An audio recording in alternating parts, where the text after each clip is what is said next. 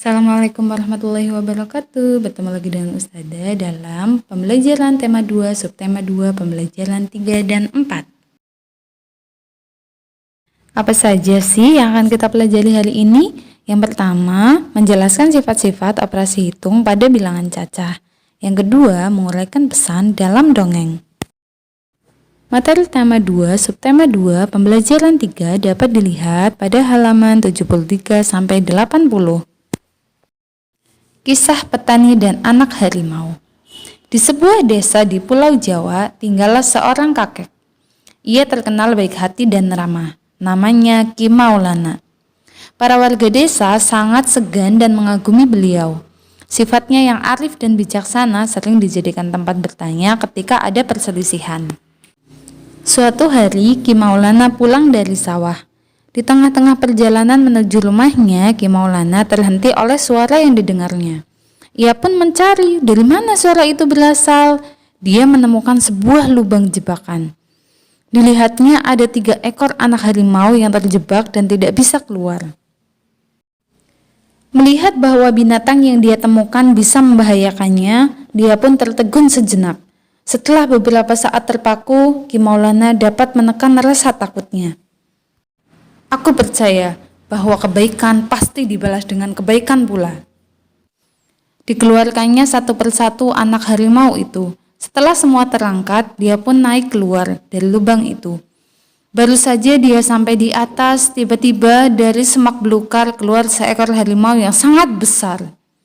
Harimau itu adalah induk dari 3 anak harimau yang dia tolong. Ki Maulana pun gemetar dan berkeringat dingin. Namun, dia mencoba mengendalikan rasa takutnya. Ia hanya pasrah pada kehendak Sang Pencipta. Harimau itu mendekatinya sambil mengendus-ngendus Ki Maulana. Lalu dia pergi membawa anak-anaknya. Konon, setelah kejadian itu, Ki Maulana dan harimau menjadi sahabat. Harimau itu sering menunggu Ki Maulana ketika di sawah dan menjaganya dari bahaya hewan-hewan buas. Dan apa yang diyakini Ki Maulana terbukti. Kebaikan pasti dibalas dengan kebaikan pula. Kira-kira pesan apa ya yang dapat kita ambil dari dongeng kisah petani dan anak harimau? Ada banyak ya nak. Yang pertama, bila kita ramah dan baik hati, maka orang-orang akan segan dan menghormati kita. Yang kedua, kita harus menolong sesama tanpa memandang siapa yang membutuhkan pertolongan. Yang ketiga, kebaikan pasti akan dibalas dengan kebaikan pula. Yang keempat, kita harus pasrah kepada kehendak Allah Subhanahu wa Ta'ala. Yang kelima, kita harus menggunakan cara yang benar dalam menangkap hewan agar hewan yang dilindungi tidak menjadi korban. Ayo kita selesaikan soal-soal berikut. Ayam-ayam Beni ada yang bertelur. Hari ini Beni mengumpulkan telur-telur ayam di kandang. Ia mengumpulkan 20 telur. Gambarlah telur pada kotak yang tersedia. Jika telur ia simpan pada 5 kotak, berapa isi telur pada masing-masing kotak?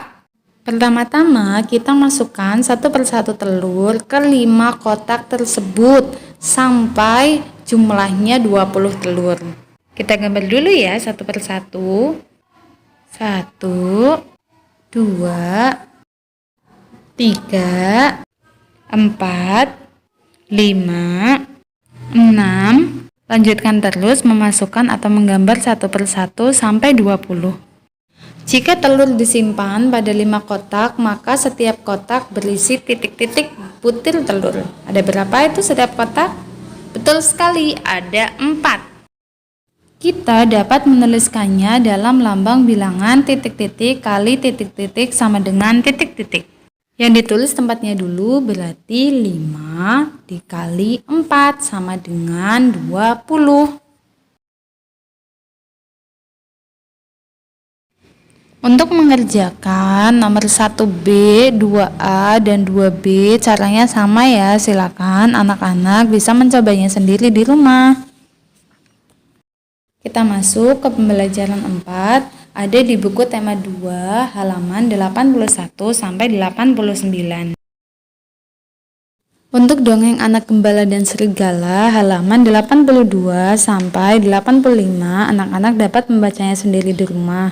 Kemudian dipahami dengan baik dan cari pesan yang disampaikan dari dongeng tersebut.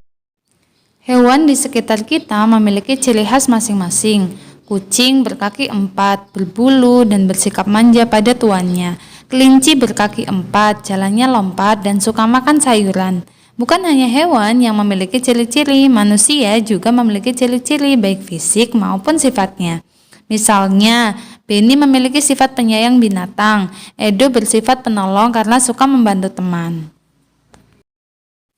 Tentunya kamu, temanmu, atau keluargamu juga memiliki ciri-ciri baik itu secara fisik maupun sifatnya. Terima kasih. Wassalamualaikum warahmatullahi wabarakatuh.